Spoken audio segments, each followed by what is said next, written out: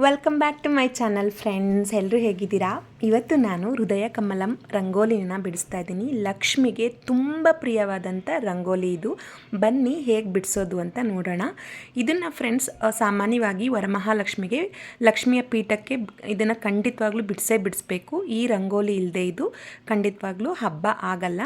ಹಾಗೆಯೇ ನಾನಿಲ್ಲಿ ಪ್ರತಿ ಆಷಾಢ, ಪ್ರತಿ ಶ್ರಾವಣಕ್ಕೆ ಲಕ್ಷ್ಮಿ ಮುಂದೆ ಅಥವಾ ದೇವ್ರ ಮನೆಯಲ್ಲಿ ಬಿಡೋದ್ರಿಂದನೂ ಕೂಡ ತುಂಬ ಒಳ್ಳೆಯದಾಗುತ್ತೆ ಈ ರಂಗೋಲಿನ. ನೋಡಿ, ಇಲ್ಲಿ ನಾನು ಈ ರೀತಿಯಾಗಿ 9 ಚುಕ್ಕಿ ಅಡ್ಡಡ್ಡ ಮತ್ತು ಉದ್ದುದ್ದ 9 ಚುಕ್ಕಿನ ಇಟ್ಕೊಂಡಿದ್ದೀನಿ ನೋಡಿ. ಹಾಗೆ ಅದರ ಮಧ್ಯದಲ್ಲಿ ಈ ಕಡೆಗೆ ಅದು 9 ಕೌಂಟ್ ಆಗೋ ಥರ 4 ಚುಕ್ಕಿನ ಇಟ್ಕೊತಾ ಇದ್ದೀನಿ ನೋಡಿ. ಈ ರೀತಿಯಾಗಿ 9 ಚುಕ್ಕಿ ಇದೆ. ಸೊ ಅಡ್ಡಡ್ಡನೂ 9 ಚುಕ್ಕಿ ಇದೆ. ಹಾಗೆ ಈ ಥರ ಮಧ್ಯಕ್ಕೂ ಕೂಡ 4 ಚುಕ್ಕಿನ ಸೇರಿಸಿದ್ರೆ ಮಧ್ಯದ ಚುಕ್ಕಿ ಸೇರಿ 9 ಚುಕ್ಕಿ ಆಗುತ್ತೆ. ಪ್ಲಸ್ ಆಕಾರ ಆದಮೇಲೆ ಇಂಟು ಆಕಾರನ ಮಾಡ್ಕೋತಾ ಇದ್ದೀನಿ. ಸೊ ಈ ಮಧ್ಯದ ಚುಕ್ಕಿಗೆ ಈ ರೀತಿಯಾಗಿ ಒಂದು ಮಾರ್ಕ್ ಮಾಡ್ಕೊಂಬಿಡೋಣ ನೋಡಿ. ಇದಾದ ನಂತರ ಇವಾಗ ನೆಕ್ಸ್ಟ್ ಸ್ಟೆಪ್ ಬಂದು ಆ ಮಧ್ಯದ ಏನು ಗುರ್ತಾಕೊಂಡ್ವಿ ಅಲ್ವಾ, ಅದರದ್ದು ಮೇಲ್ಗಡೆ ಲೈನಲ್ಲಿ ಬರುವಂಥ ಚುಕ್ಕಿನ ಈ ರೀತಿಯಾಗಿ ದಳನ ಸೇರಿಸ್ಕೋಬೇಕು. ಈ ಮೊದಲನೇ ಸ್ಟೆಪ್ಪಲ್ಲಿ ದಳನ ಹಾಕೋಬೇಕಾದ್ರೆ 2 ಚುಕ್ಕಿ ಒಳಗಡೆ ಉಳ್ಕೊಳ್ಳೋ ಥರ ನೋಡ್ಕೊಳ್ಳಿ. ಸೊ ಇದನ್ನು ನೀವು ಫಸ್ಟು ಒಂದು ಪೇಪರು ಪೆನ್ನಲ್ಲಿ ಅಭ್ಯಾಸ ಮಾಡಿಕೊಂಡು ಲಕ್ಷ್ಮಿ ಹತ್ರ ಬಿಡಿಸ್ಬೋದು. ಇದನ್ನು ಪ್ರತಿ ಶುಕ್ರವಾರ, ಮಂಗಳವಾರ ದೇವ್ರ ಮನೇಲಿ ಬಿಡಿಸೋದ್ರಿಂದ ತುಂಬ ಒಳ್ಳೆಯದು. ಹಬ್ಬಗಳಿಗೆ ಮಾತ್ರ ಸೀಮಿತ ಅಲ್ಲ, ಆದರೆ ವರಮಹಾಲಕ್ಷ್ಮಿ ಹಬ್ಬಕ್ಕೆ ಇದು ಹೃದಯ ಕಮಲ ಅಂತ ಏನು ಹೇಳ್ತೀವಿ, ಇದು ಖಂಡಿತವಾಗ್ಲೂ ನೀವು ಬಿಡಿಸಬೇಕು. ಇದನ್ನು ಆಡಂಬರವಾಗಿ ಆಚರಣೆ ಮಾಡಿಲ್ಲ ಅಂದರೂ ಪರವಾಗಿಲ್ಲ.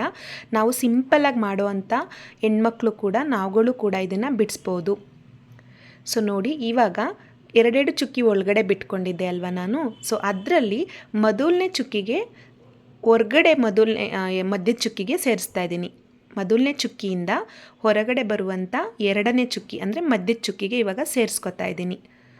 ಸೊ ಇದು 2 ಸ್ಟೆಪ್ಪು ಬಿಟ್ಕೊಂಡ್ಬಿಟ್ರೆ 3 ಮತ್ತು 4ನೇ ಸ್ಟೆಪ್ಪು ಅದೇ ನಿಮ್ಮನ್ನು ಕರ್ಕೊಂಡೋಗ್ಬಿಡುತ್ತೆ. ಅಷ್ಟು ಸುಲಭವಾಗಿ ಬಿಡಿಸ್ಬೋದು.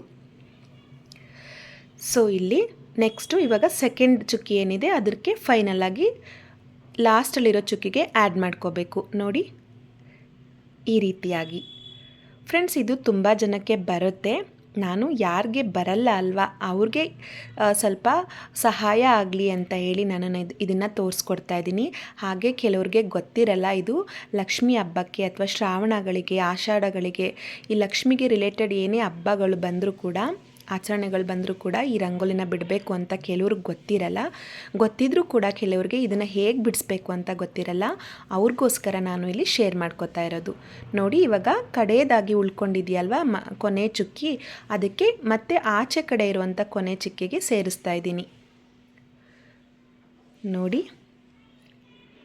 ಫೈನಲ್ ಆಗಿ ಮುಗೀತು.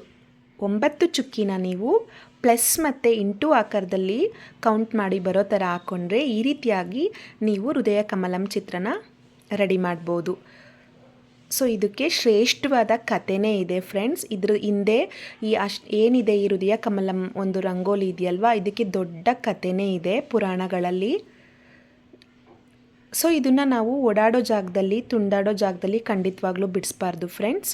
ಸೊ ಇದು ದೇವ್ರ ಮನೆಗೆ ಮಾತ್ರ ಸೀಮಿತ, ಅಥವಾ ತುಣಿದೇ ಇರೋವಂಥ ಜಾಗಕ್ಕೆ ಬಿಡಿಸ್ಕೋಬೇಕು. ನಾನು ಇಲ್ಲಿ ಅರಿಶಿನ ಕುಂಕುಮನ ಇಟ್ಕೊಂಡು ಅಕ್ಷತೆ ಹಾಕಿ ಹೂನ ಮುಡಿಸ್ಕೋತಾ ಇದ್ದೀನಿ.